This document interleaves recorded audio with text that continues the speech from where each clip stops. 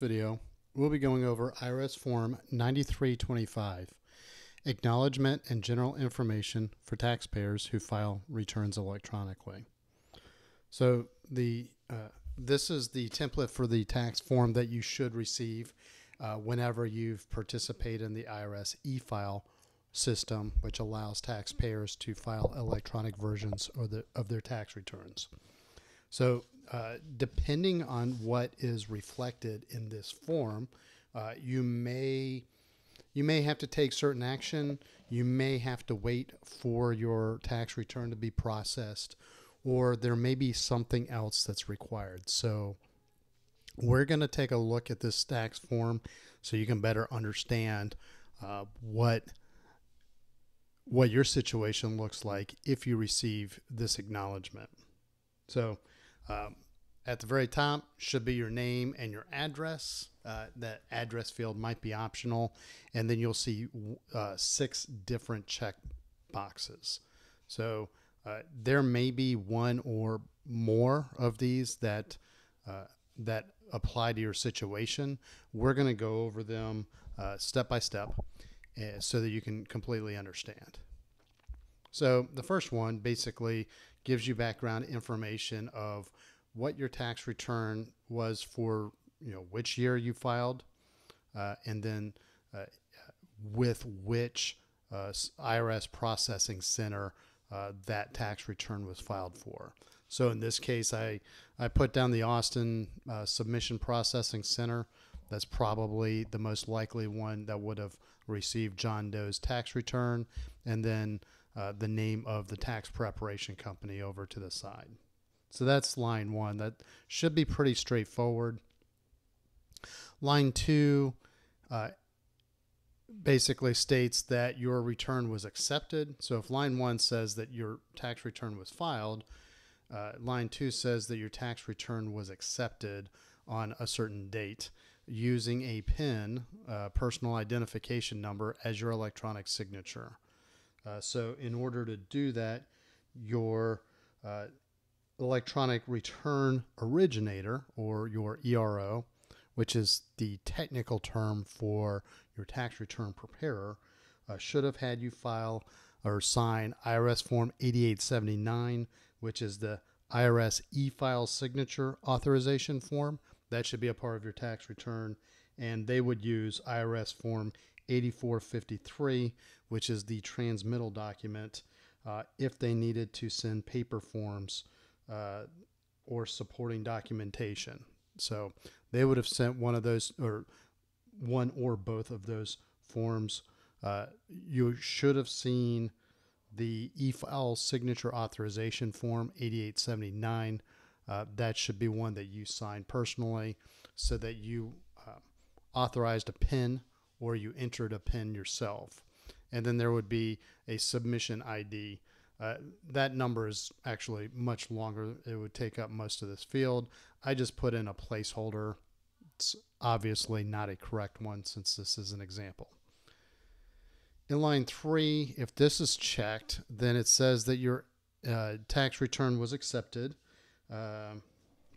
but there's an exception processing that may have sent it to a different place within the IRS for a specific review. So, for example, the earned income credit or a dependence exemption on your return may be subject to a further review if for some reason there is a mismatch in the IRS records versus your tax return. So now, if this box is checked, then there may be additional information that the IRS will come back and request from you or from your tax return preparer. So if you see this, just know that it will take some time, 4 to 6 weeks. The IRS will process your tax return, and then they will send you a notice if they need additional information. Depending on the type of situation, uh, you, you may find that you need to take additional action. You may find that a credit or exemption or deduction was disallowed for some reason, whatever the case may be. So if you do receive a notice, you can flip over to our playlist, specifically IRS notices within the YouTube channel, and then you can scroll through to look for the notice that you received.